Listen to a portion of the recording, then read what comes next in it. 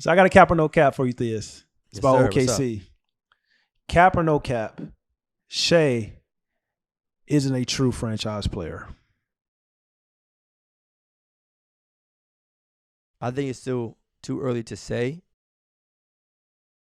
It's cap or no But cap. I'm gonna say that's cap. Okay. My response is Shai has the ability to be a franchise player. I think if given the opportunity. Obviously, he started his career off, early on with the Clippers, then, transitioned to OKC. But I think the mentorship that he had with CP3 is definitely a good thing, especially moving forward. He's a, very talented basketball player. I know League Fits loves him.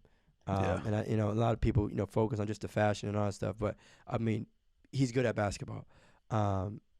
Especially being in that draft class. Look, I'm excited to see what he can do now that, it really is going to be like a little bit more of his team. And, with Kemba not being there, it is a youth movement down there. So I would say yes. I mean, it's still early. I still have to see a little bit more from him. I think, look, franchise player is, that's high level Franchise stuff. player. But, I think, there's still time for him to prove that he is. What about you?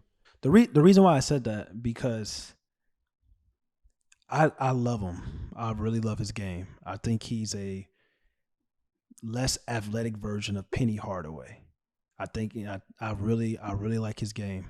I'm still a little skeptical on his shot. I know people are going to talk about, well, look at the numbers. His shot and his threes is fine, but if you really look at his shot, it's kind of like it's very slow, but he gets it done. It's kind of unorthodox, but Yeah. I'm still a little skeptical of him being the guy you want to, say give the ball to in a playoff situation.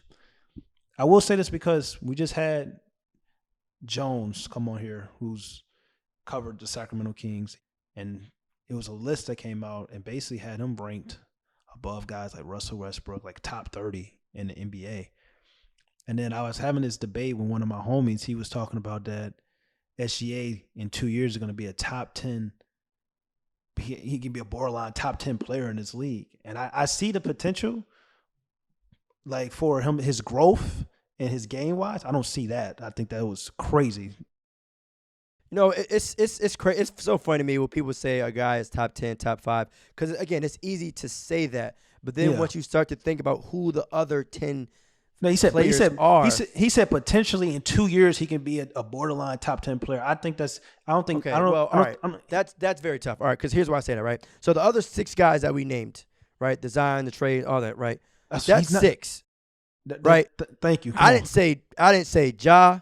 I didn't say LaMelo. I didn't say Anthony Edwards. And I didn't even say the other 2 draft classes that we might have coming up.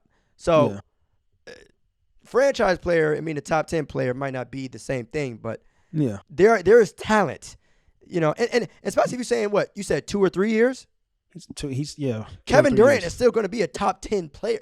Giannis, guys that are James Harden, they're still, Anthony Davis, the reason.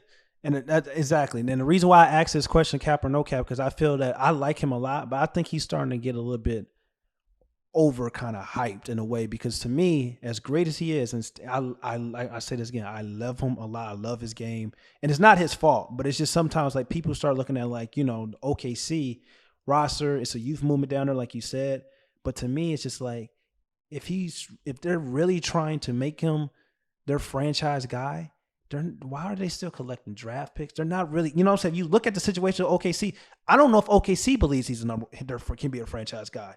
Because he's like, if you look at franchise guys, you're trying to get talent and players that can play with your franchise guy. You want to acquire talent. You want to draft based on, okay, we got our point guard, we got our shooting guard. Now we need a wing. Now we need a center. Not collecting assets for the future.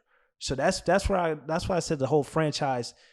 Is he a franchise player? That's what I'm gonna say is Cap. I don't believe he's a franchise player for the Oklahoma City Thunder, and it's largely because I don't think OKC believes that.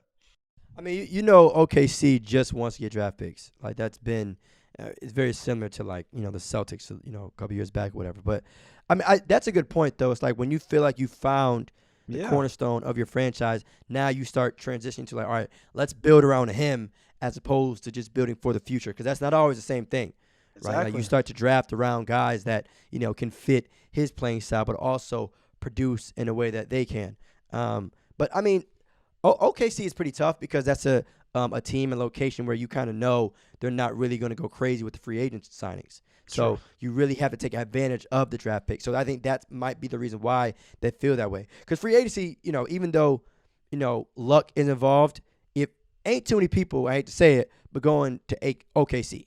Yeah. Right? There's certain markets out there where they know, like, yo, our best chance is building through the draft. Our best chance is building through free agency as opposed to swinging for the fences and hoping, that some guy wants to come here. But I think SGA, if he continues to go at the pace that he's going to, I mean, I don't see why not. He's definitely a polished basketball player. I think, put it like this. I think it's a situation where you have to get the right guys around him in order for him to be extremely successful. Not all guys are like that. Mm-hmm. Right? Some guys you could throw them just, hey, they're gonna be good regardless. But I think with SGA, it has to be the right fit and right players around him.